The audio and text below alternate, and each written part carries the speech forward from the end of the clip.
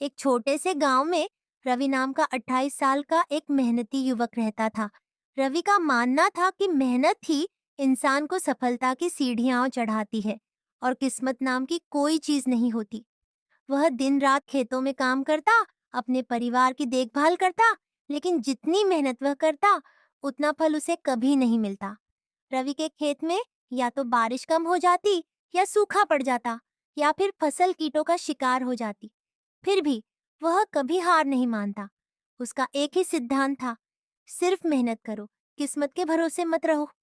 एक दिन गांव में एक बूढ़ा साधु आया। वह गांव के लोगों से बात कर रहा था कि कैसे मेहनत और किस्मत दोनों का तालमेल इंसान की जिंदगी बदल सकता है। रवि ने यह सुना, लेकिन वह साधु की बातों पर यकीन नहीं करता था।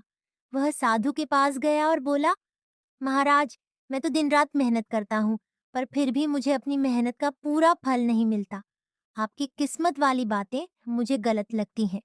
दोस्तों, आगे की कहानी सुनने के लिए चैनल को सब्सक्राइब करो। साधु ने मुस्कुराते हुए कहा, बेटा, किस्मत भी मेहनत का साथ देती है। कभी कभी हमें अपने जीवन में किस्मत की भी जरूरत होती है, उसे नकारना नहीं चाहिए। रवि ने साधु की बातों को नजरअंदाज किया और अपनी मेहनत पर भरोसा करते हुए खेतों में काम करने चला गया।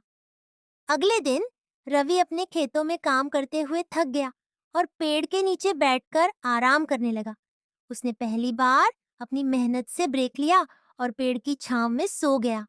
उसी समय एक अजीब घटना घटी। जमीन में थोड़ा सा गड्ढा खुद गया और उसमें से मिट्टी का एक पुराना बर्तन निकल आया। बर्तन को खोलते ही रवि की आंखें चमक उठीं। उसमें सोने के सिक्के भरे हुए थे। रवि को पहले तो यकीन नहीं हुआ। उसने सोचा कि उसकी मेहनत का फल आखिरकार उसे मिल गया। लेकिन फिर उसे ध्यान आया कि वह तो आज खेत में मेहनत कर ही नहीं रहा था, बल्कि आराम कर रहा था। ये किस्मत का खेल था।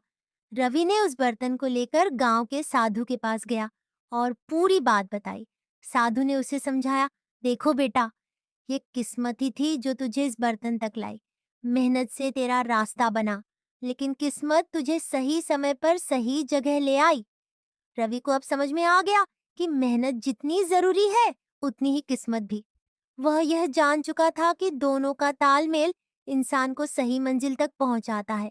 अब रवि ने यह ठान लिया कि वह अपनी मेहनत से पीछे नहीं हटेगा, लेकिन किस्मत को भी पूरी तरह नकारेगा नहीं। वह खेत में फिर से काम करने लगा, लेकिन अब उसकी सोच बदल चुकी थी। उसे यह समझ में आ गया था कि किस्मत और मेहनत का संगम ही असली सफलता की कुंजी है। कहानी का संदेश, मेहनत अपने स्थान पर है, लेकिन किस्मत का भी अपना अहम स्थान है।